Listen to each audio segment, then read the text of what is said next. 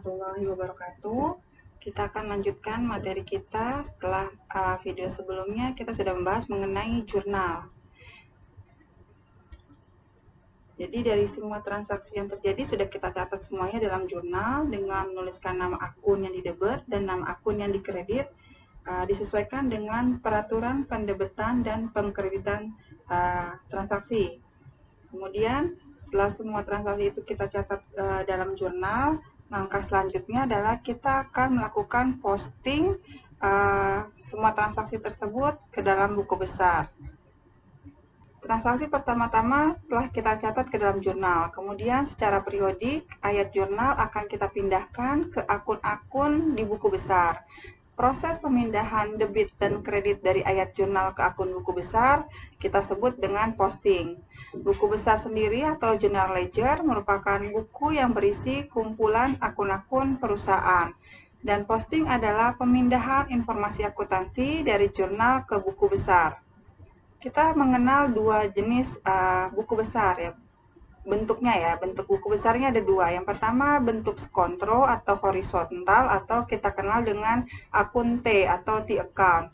Buku besar dalam bentuk T account ini dalam prakteknya jarang digunakan karena saldo setiap akun tidak bisa kita ketahui setiap saat. Saldo akun dapat kita ketahui hanya saat terjadi penutupan buku pada akhir periode.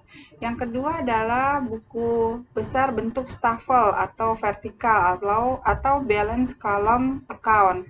Bentuk staffel sering digunakan dalam praktek karena saldo setiap akun bisa kita ketahui setiap saat. Jadi tidak harus menunggu pada akhir penutupan buku.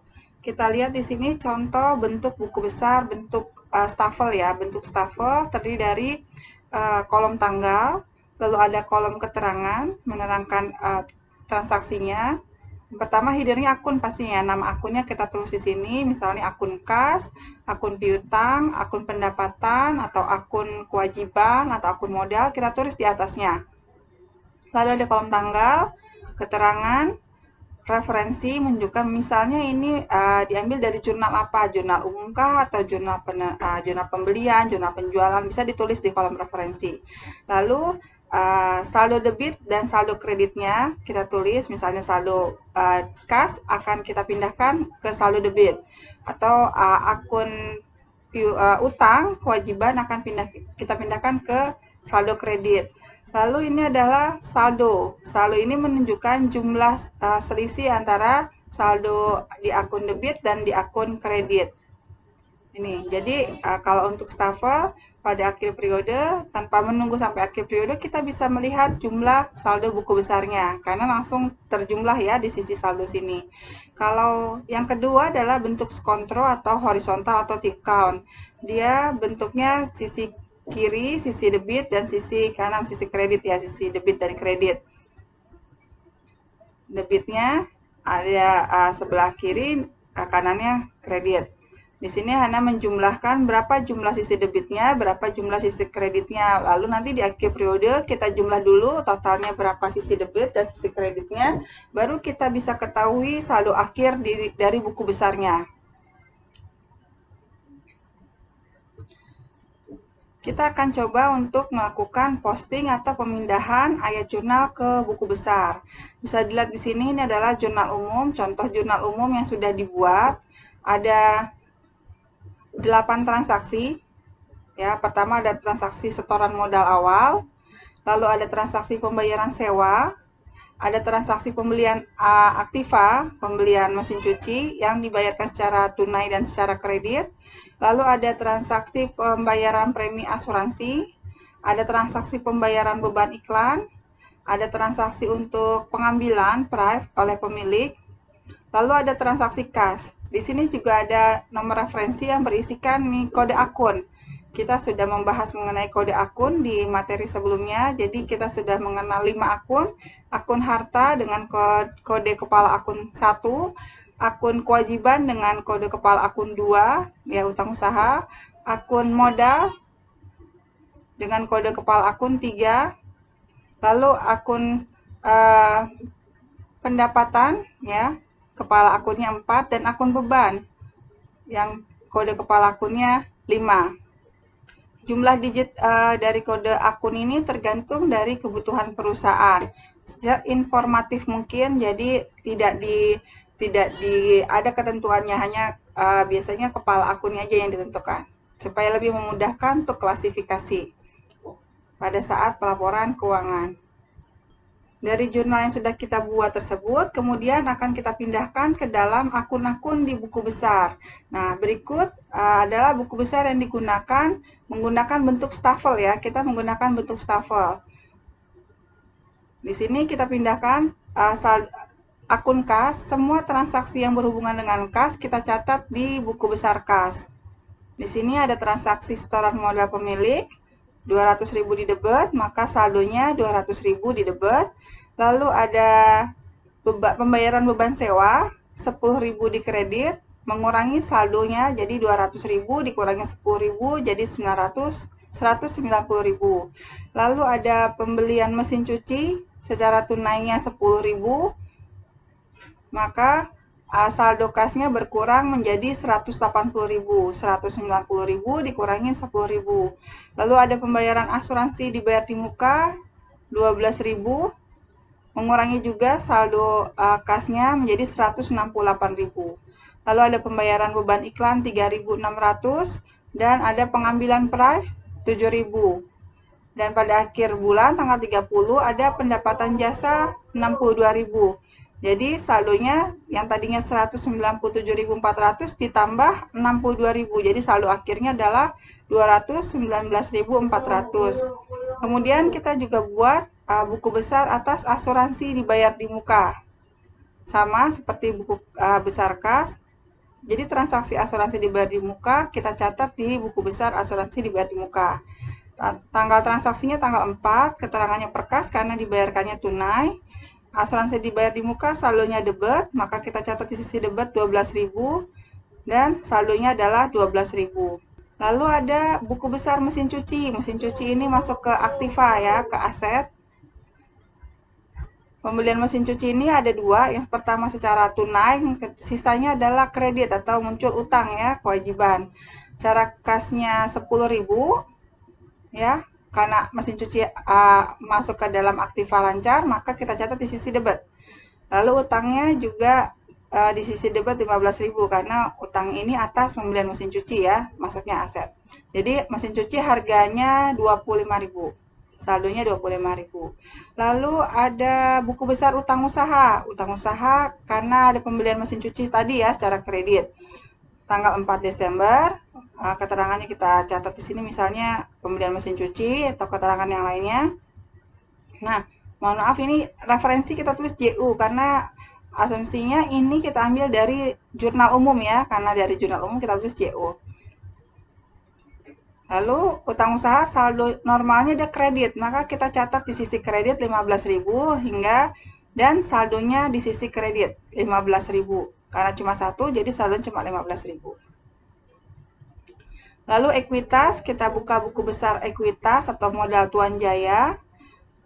Tanggal 1 Desember keterangannya per kas karena kita terima uangnya, uang setoran modal Tuan Jaya. Modal saldo normalnya di kredit, maka kita masukkan di kredit 200.000 dan saldo akhirnya 200.000. Kemudian ada buku besar Prive-nya Tuan Jaya, tanggal 20 Desember per kas dari jurnal umum. Prive saldo normalnya di debit sama seperti beban, maka kita masukkan di debit, sisi debit. Lalu saldonya juga dicatat di sisi debit. Pendapatan jasa, kita buka buku besar pendapatan jasa. Tanggal 30 Desember transaksinya per kas karena pendapatannya kita terima tunai. Pendapatan jasa saldo normalnya di kredit, maka kita catat di sisi kredit sebesar 62.000. Saldonya pun saldo kredit 62.000. Kemudian buku besar beban iklan, tanggal 10 Desember kita melakukan pembayaran iklan, dilakukan per kas. Beban saldo normalnya di sisi debit, maka kita catatkan di sisi debit 3.600 dan saldonya pun di sisi debit 3.600. Terakhir ada beban sewa, sama seperti beban iklan. Tanggal 2 Desember kita bayarkan beban sewa secara tunai per kas. Beban saldo normalnya di debit, maka kita catatkan di sisi debit 10.000 dan saldonya di sisi debit 10.000. Kemudian setelah kita susun buku besar setelah selesai kita susun, langkah selanjutnya kita akan melakukan membentuk neraca saldo. Saldo sendiri adalah selisih antara jumlah sisi debit dengan jumlah sisi kredit dari suatu akun buku besar. Karena tadi kita menggunakan bentuk staffel, kita sudah mendapatkan saldo akhir dari masing-masing buku besar. Sedangkan neraca saldo atau biasa kita kenal dengan trial balance merupakan daftar saldo-saldo akun di buku besar yang dibuat di akhir periode.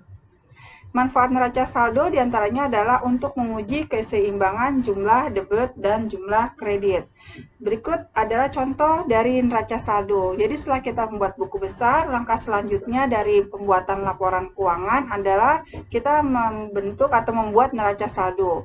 Formatnya adalah dia memiliki header, pasti ya ada judul laporan, nama perusahaan, laporannya neraca saldo per 31 Desember 2006 contohnya. Lalu ada kode akun, kita catatkan kode akunnya, nama rekeningnya, nama akunnya ya. Lalu saldo dari buku besar, saldo akhir di buku besar kita pindahkan ke neraca saldo.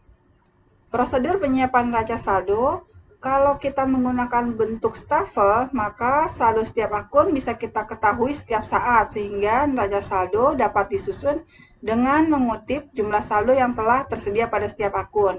Seperti tadi kita menggunakan bentuk staffel, jadi kita bisa langsung tahu berapa saldo akhir dari masing-masing akun dari buku besar.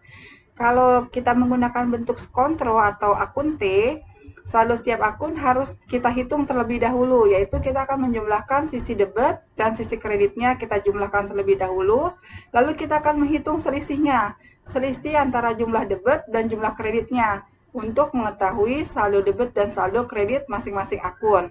Baru ketika kita sudah mengetahui selisihnya, saldonya itu baru kita catatkan ke neraca saldo.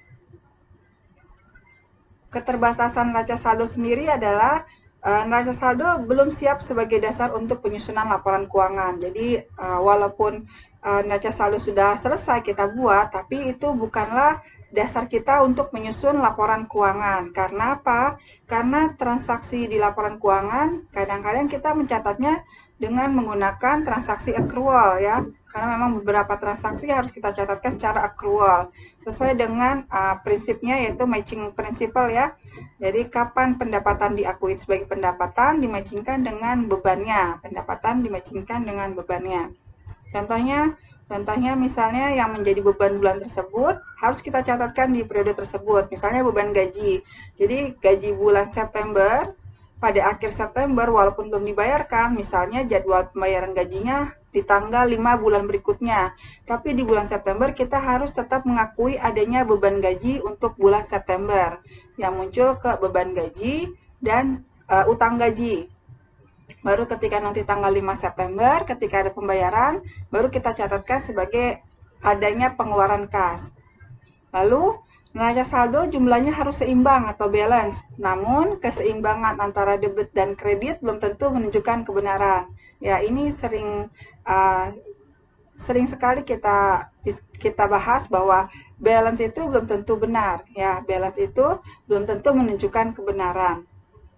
Dari buku besar yang sudah kita buat tadi sebelumnya, maka kita bisa menyusun neraca saldo, trial balance-nya yang sebagai berikut ya. Perusahaan Jaya Laundry, neraca saldo per 31 Desember 2017, nama akunnya kas, jadi total saldo kasnya, asuransi dibayar di muka, mesin cuci, utang usaha, ekuitas, prive, pendapatan jasa, beban iklan, dan beban sewa. Penyusunan akun-akun pada neraca saldo ataupun buku besar disusun berdasarkan kelompok akunnya. Jadi kita susun berdasarkan kelompok aktiva, kewajiban, modal, pendapatan, dan beban.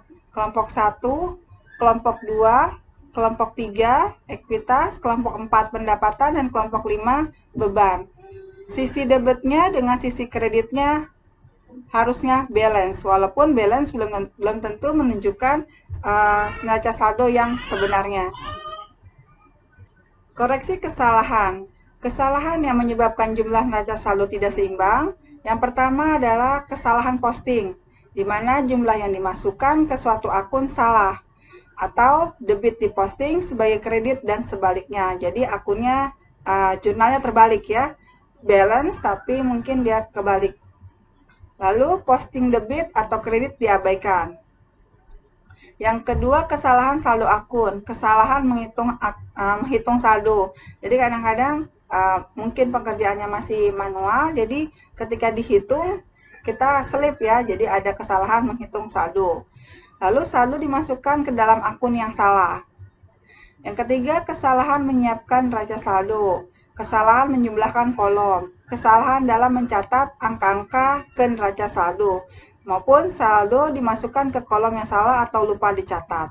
Jadi banyak sekali koreksi-koreksi kesalahan jika kita menemukan neraca saldo tidak seimbang. Ya, mestinya dicatat di debit atau dimasukkan ke debit, kita catat di sisi kredit atau sebaliknya. Bagaimana langkah-langkah mendeteksi kesalahan?